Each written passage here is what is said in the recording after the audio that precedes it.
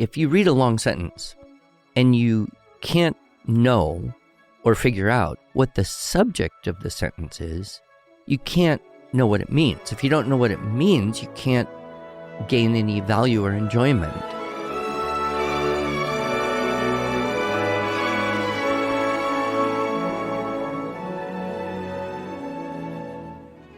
Hello, and welcome to the Arts of Language podcast with Andrew Pudewa, founder of the Institute for Excellence in Writing, or as many like to say, IEW.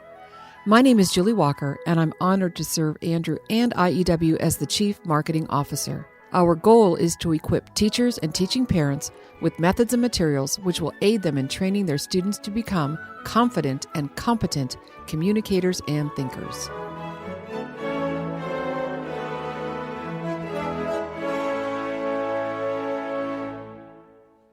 Happy March, Andrew Pudewa. Time flies when you're having fun, doesn't it, Julie? It sure does. I think of the in like a lion, out like a lamb thing with March. And truth be told, we're not actually recording this in March, so I don't know if this came in like a lamb or came in like a lion. Well, you can prognosticate. Oh, okay. I mean, it's always nice to know the future. It's always good to anticipate the future, kind of like it's good to anticipate the next part of your sentence. This is true. Well, and I do have to speak to that. That's not what we're going to talk about today, but I could absolutely predict what the weather is going to be in California in March because it's Southern California, because it's almost always the same. Yeah, that's like grade 2 math. Yeah. Late night and early morning, low clouds. Yes, you can still do it. Here in Oklahoma, it's a little bit unpredictable. Yeah, well, that makes life exciting. But no, I think there is a connection between anticipating the next part of your sentence and what we're going to talk about today. Well, it's true, right? But I don't want to go there quite yet because I want you to share a couple of the jokes that you came in this morning with. 2 really good jokes that I think our listeners would love to hear. And I'm supposed to remember them? Yes. One has to do with a cantaloupe. Why should you not eat cantaloupe and cauliflower at the same meal? It will give you a feeling of melancholy. Yeah, there's that one. Here's a different one. I didn't tell you this one. Okay. I have this grandfather clock, and for 90 years it went tick-tock, tick-tock, tick-tock. And then it stopped doing that, and it just went tick, tick, tick, tick. Uh-huh. And so I took it into an old German clock repair guy. Nice. And he looks at it and he says, "Yes, we have ways of making you talk." Awesome. Well, I know that once upon a time, Andrew, you had the idea of writing a joke book and tying it into why it's funny based on the rules of grammar. And this, of course, is our topic for today because this is March, and March is in some circles called National Grammar Month. Oh, really? Yeah, I think it's because it's one of the only dates on the calendar that has an imperative. Well, technically, I think March the 4th Yes. is National Grammar Day. Yes. Because it is the only date which is a complete sentence. March 4th. Exactly. So we're just going to expand it. And here at IW, we're going to be talking about grammar all month because we've got lots to talk about. Well, it's a big subject, grammar. And, I was thinking a lot about how easy it is for students to not say what they're trying to say. Okay. Rather than to say what they're trying to say. And there's a meme rolling around right now, and they'll, put this little tagline on all sorts of different pictures or circumstances. I don't think that says what you think it says. That's not even an odd thing for a teacher to say to a student. Exactly. Probably a line from Princess Bride, it sounds like. Possibly. Yeah. I haven't memorized the whole movie like you have, but... Well, and of course, if we're talking about grammar, and you mentioned the how to think, of course, this is our theme for the year, how to think.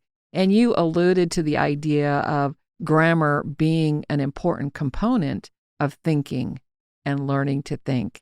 And because of that, I thought, well, we've got literally the person that wrote the book on grammar available to us, and let's invite her to join us on this podcast. The woman who, for years and years, has been the go-to person for the nastiest grammar questions we come up with. It's true. Or people send to us. Exactly. And so, of course, we have with us today as a guest on our podcast, but hardly a guest, certainly a friend, a good friend, the author of Fix It Grammar, Pamela White. Pamela, thank you so much for joining us today. Thank you. So just going back to what we started talking about, and that is this theme of how to think. How do you believe grammar plays a role in thinking? I think it's critical because we learn to think by analyzing data and processing language. And a large part of that analysis happens through the task of writing itself, but I think grammar plays an important role too.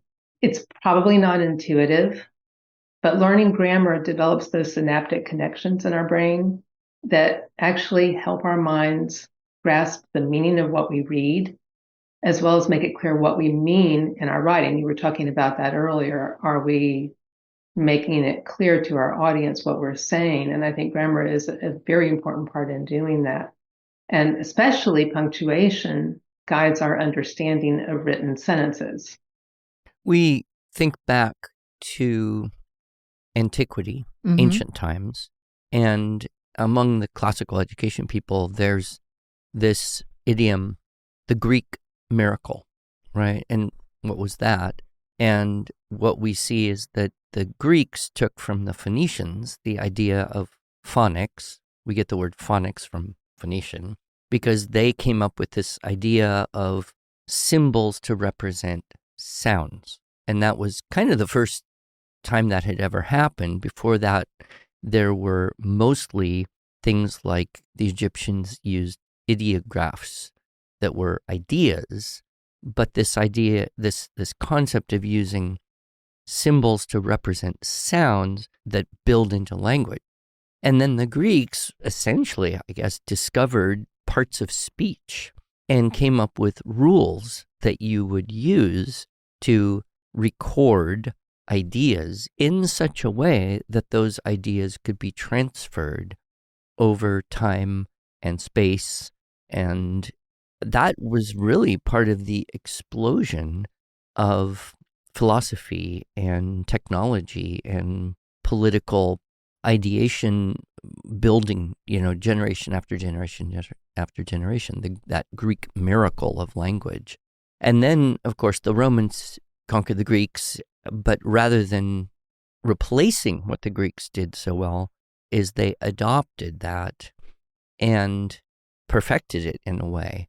And so we look at Latin as the foundation, really, of grammar for pretty much all modern languages and the consistency of meaning.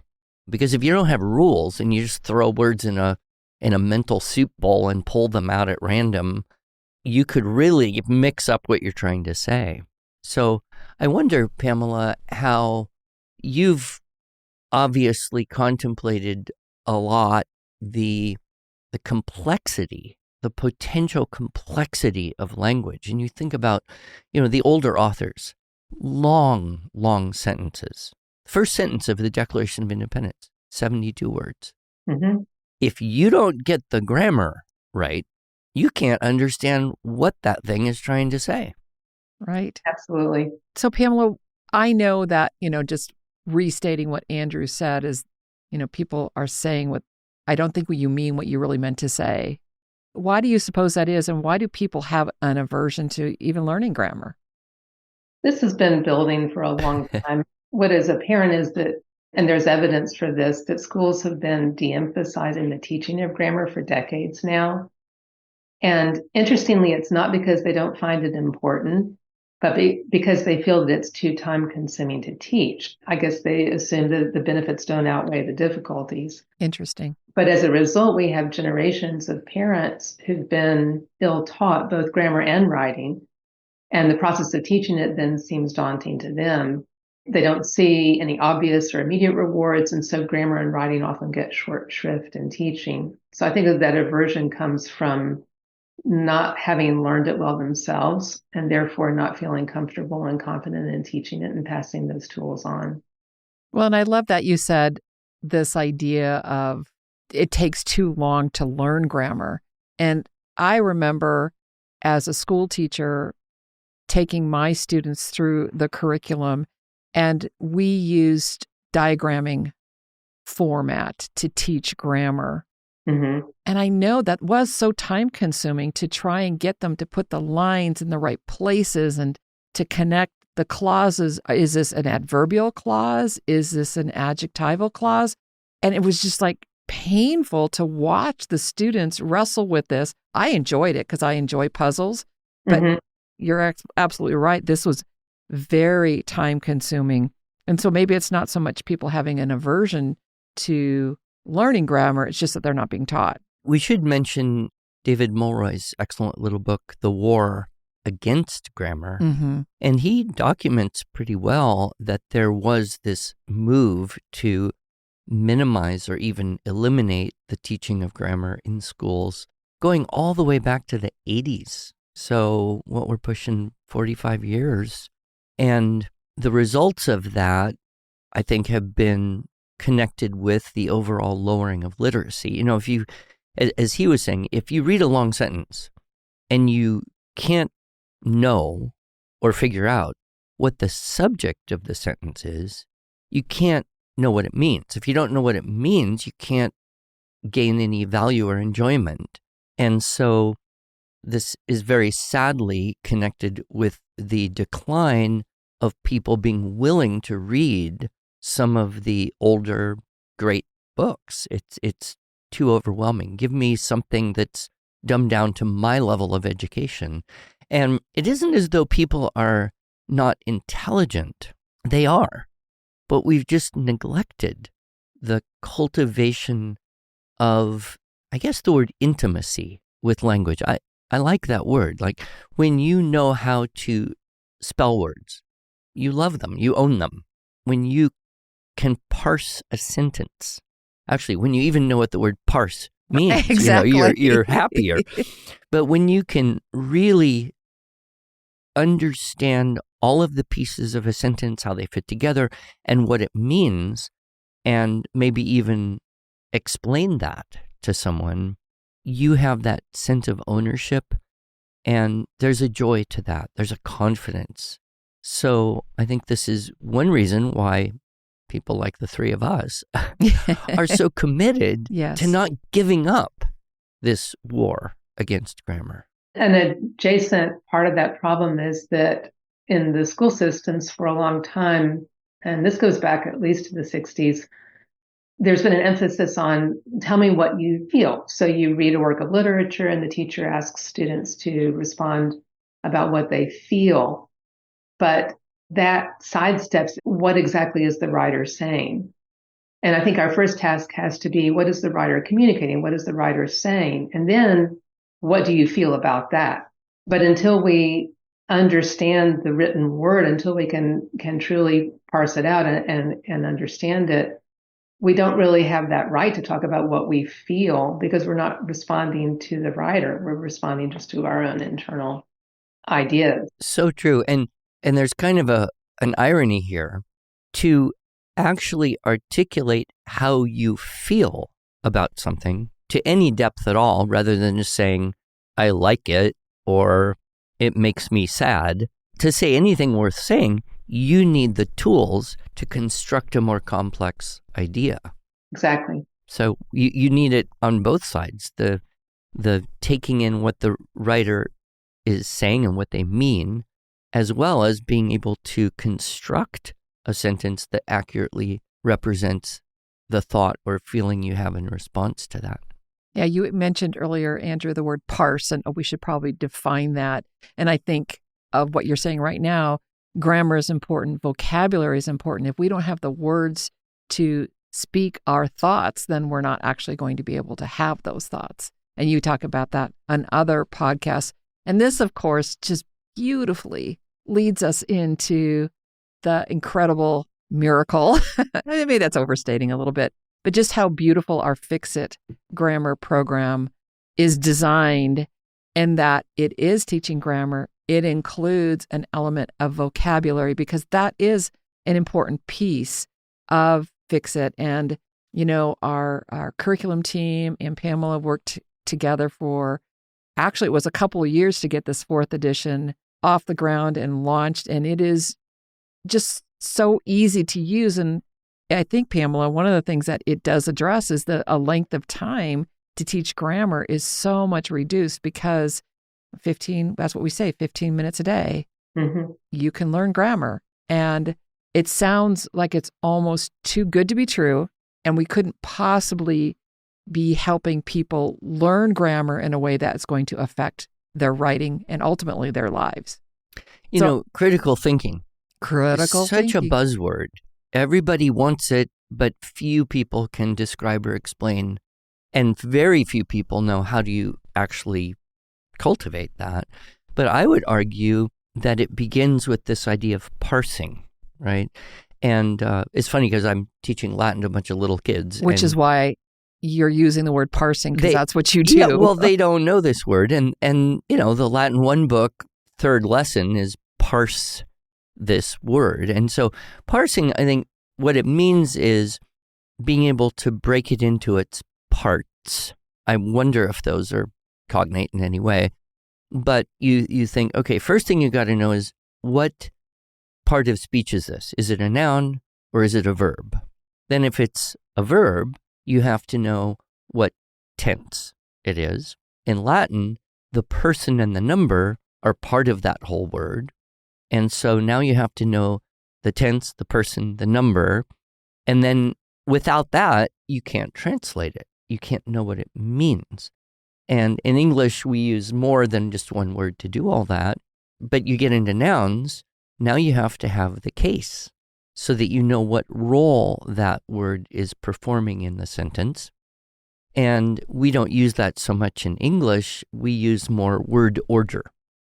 But if you look at some of the really creative wordsmiths of the past, from, Shakespeare, up through, some of the poets, even some of the modern poets, even some of the rap that you hear, they will be powerfully unique, but still effective in communicating an idea because they're using the words in the right sequences and their sentences are parsable. So you can know what's the subject, what's the object, what are their prepositions, where are the object. You can, if you know what you're doing, you can mix all that stuff up and be really unique and creative with language. But if you don't know that and you start mixing stuff up, pretty soon you don't even know what you're saying. Right, exactly. So, Pamela, I know that in addition to authoring Fix-It, you actually use it in your own classes. Can you share some of your experience in teaching with Fix-It? I'd almost rather go back a little bit in time from how it emerged, and the reason I like the approach to Fix-It far better than traditional grammar programs, which I used to use. It emerged from my frustration with traditional ways of teaching grammar. A long time ago, I used to teach it at college prep high schools, and the students were bright. They were adept at memorizing all of the rules in our grammar handbook. I think we used the Harbrace College handbook. But I saw a disconnect between that memory work and the application. So they weren't applying the rules to their writing. And I felt all along that there ought to be a more holistic way of teaching grammar so that it's working in the context of actual written sentences. And the problem with most approaches to teaching grammar is that they teach a certain rule and they give sentences that are predictable and that are contrived to fit that particular grammar rule for students to practice. But it's not sentences that we naturally would speak or write that have all the complexities of grammar and the complexities of errors in them. And they can have any number of errors. And what I've discovered in teaching Fix-It, mainly to high schoolers over the last couple of decades and more, what I keep hearing from these students is that their performance on the ACT or the SAT grammar and writing portion improved after using Fix-It. And so I asked the question to them and to myself, why is that? And I think that the obvious reason is that standardized tests are going to ask students the same sort of thing, find the errors in the sentences, which is exactly what Fix-It has them trained to do and practice daily. But the larger explanation is that Fix-It teaches grammar holistically. It doesn't focus on just one grammar problem per sentence. And Julie, you talked earlier about diagramming, which I wanted to come back to because I love diagramming myself. I find it enjoyable. It's fun to do. That's not so true with students' experience, but Right. some of us, that's a fun thing. And I think there's a huge benefit in diagramming in that it shows what the constituent parts of a sentence are. It helps us figure out how these different parts of the sentence work together, and therefore you can figure out the punctuation. Because understanding that underlying structure of sentences, very simply where your clauses are, where your phrases are, is critical to being able to punctuate them correctly. And diagramming does it beautifully. But, and here's my big but, diagramming splits the sentences visually into their parts. And so when you finish diagramming a sentence, you no longer see the sentence as it was written. What Fix-It does is have students mark those structural parts, but it keeps the sentences intact. So visually, students can see how the parts relate to each other, and punctuation is going to make better sense that way. And then when they copy it, that is kind of bringing it inside them. It's making it their own thing. It's taking ownership in the same way they do with writing from their outlines, from their keyword outlines. They take ownership. I have a question, Pamela, about Fix-It and our structure and style approach to teaching writing. We, of course, sell Fix-It with our structure and style for students products because we believe they dovetail, but we have a lot of families and a lot of schools who just use Fix-It. Is it possible to learn grammar without using our writing structure and style method and be successful? Part two of that is, are there things in Fix-It that will actually help them become better writers if they're actually using our materials, our theme-based lessons, our structure and style for students videos? Grammar is a part of writing well, and I think it's an important part of writing well, but it's not the whole of it. So if all you do for your English curriculum is study grammar, you're missing out on a very significant part of learning to think and learning to think critically, which I would argue comes largely through the act of writing. So grammar is an important part of it, but you can't isolate the two. The two together, if you use Fix-It Grammar with IEW's methods of teaching writing, do dovetail nicely. For one reason, Fix-It Grammar reinforces dress-ups and sentence openers, and so it uses similar terminology to IEW writing terminology. I think a great analogy, again, is if we go to music or sports. Because if you look at the way people learn music, they will do these exercises, scales, etudes, playing the same few measures again and again and again to gain the technical skill. Or, on the soccer coach, wind sprints, dribble drills, passing.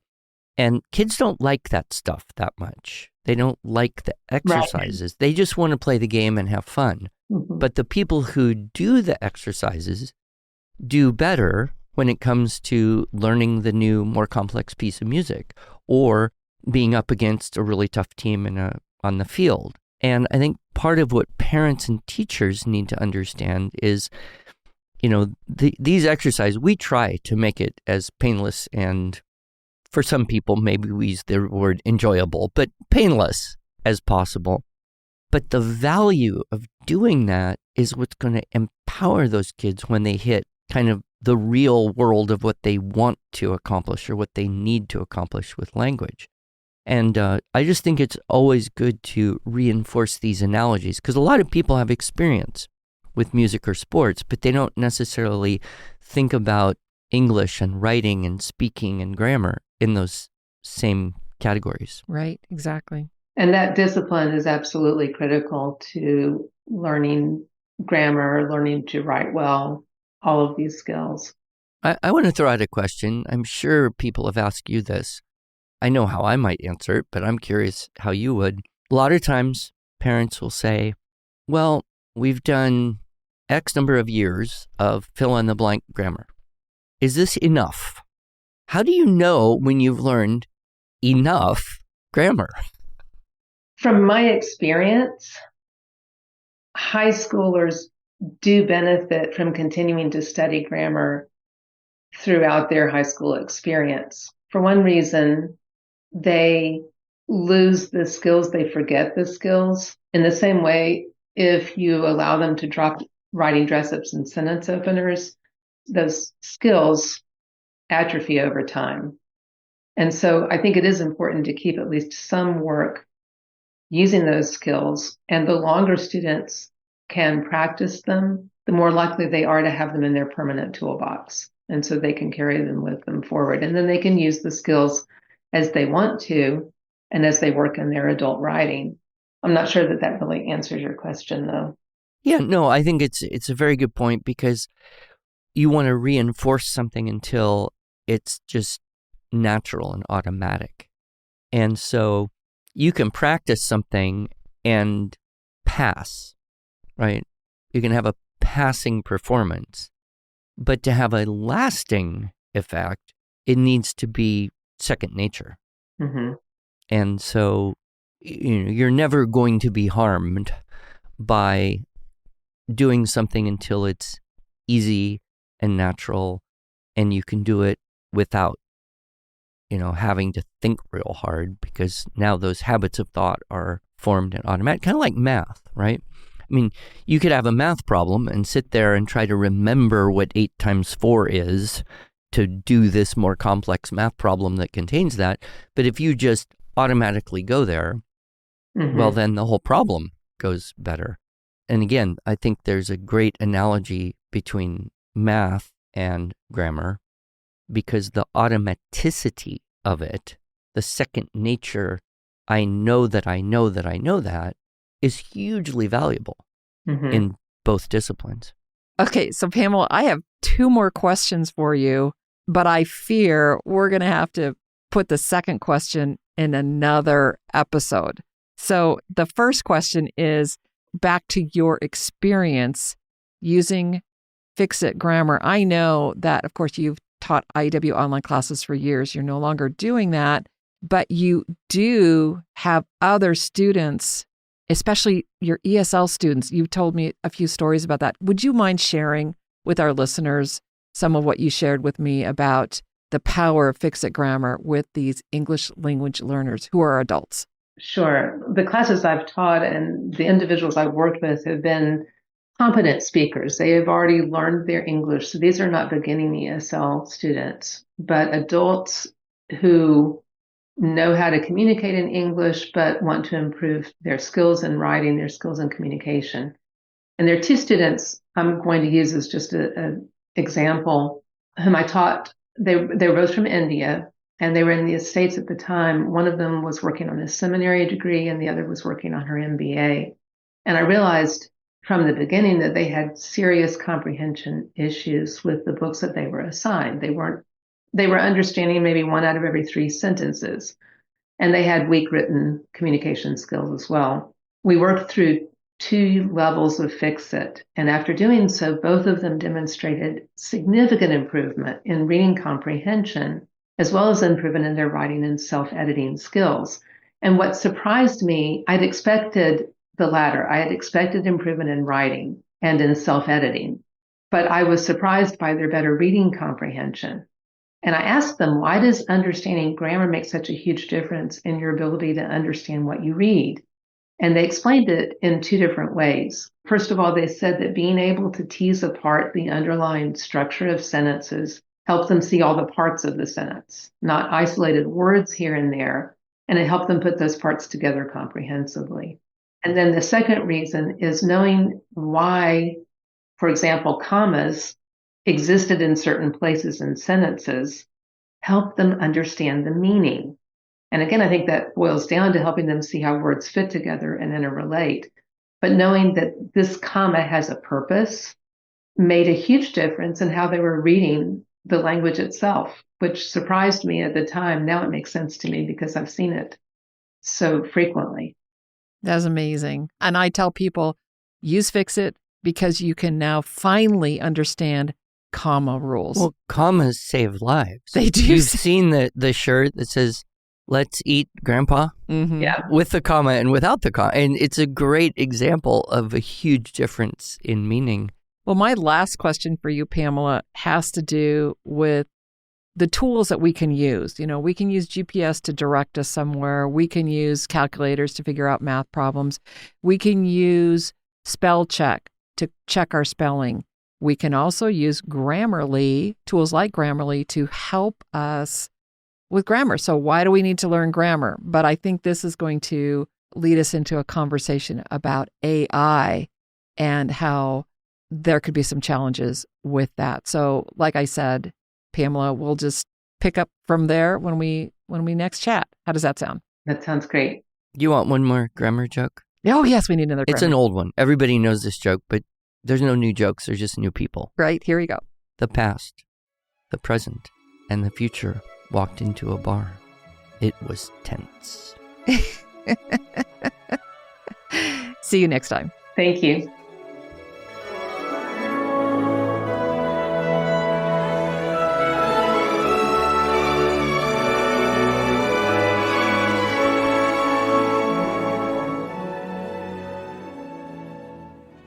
Thanks so much for joining us.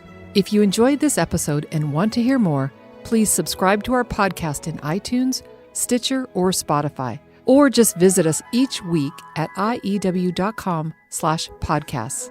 Here you can also find show notes and relevant links from today's broadcast. One last thing, would you mind going to iTunes to rate and review our podcast? This really helps other smart, caring listeners like you find us. Thanks so much.